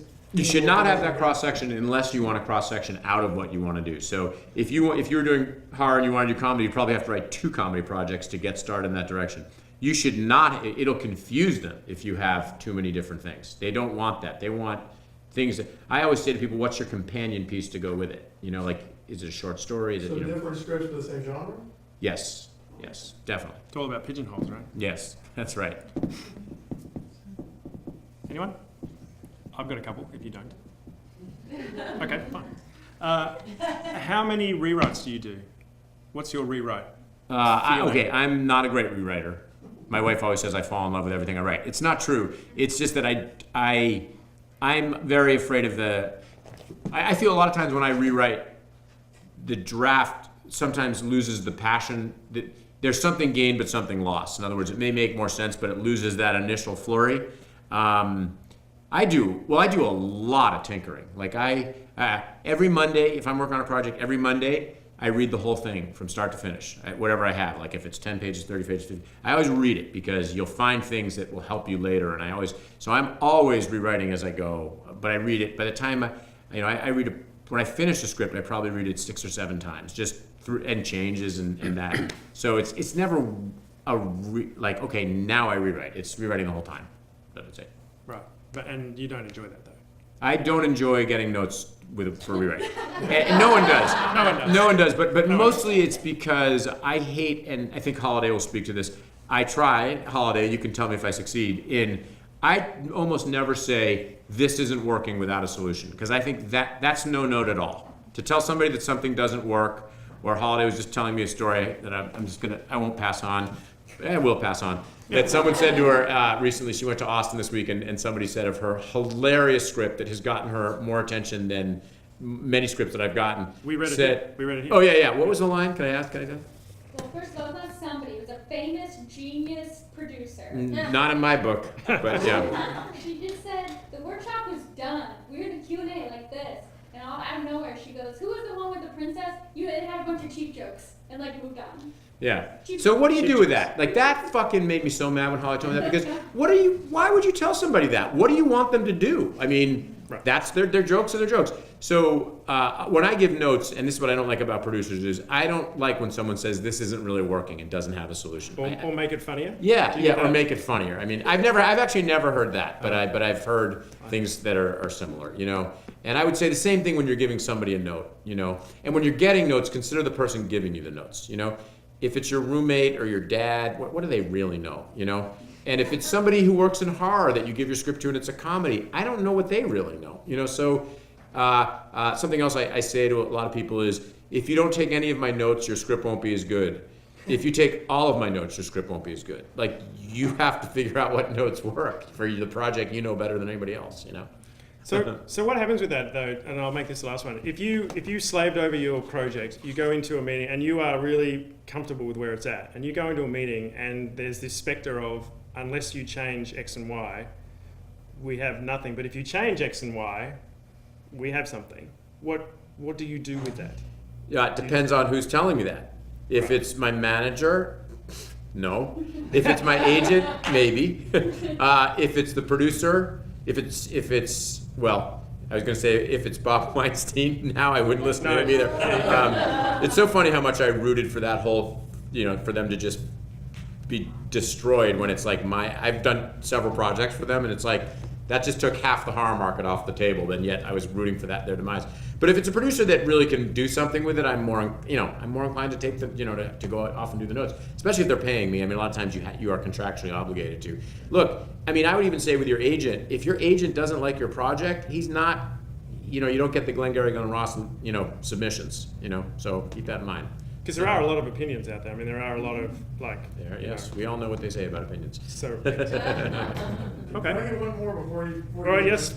How much? Because everybody told me when I was running a writer, most of the stuff you're going to get paid for are writing assignments. How does that differ? Is it like what you just said? They hand you a bunch of outline and you punch in dialogue, or what exactly is a writing assignment per se? So a writing assignment is often a movie from another country, one we're looking at right now with Lionsgate, where they want to adapt it to make it more American. They want to adapt for American. An assignment, we were once hired to do a rewrite of, what was that movie about the robot from years ago with Fisher Stevens? Short Circuit. Yeah, so we were hired to do that. So a lot of times, or somebody has an idea, and that's that's your assignment. But you don't ever.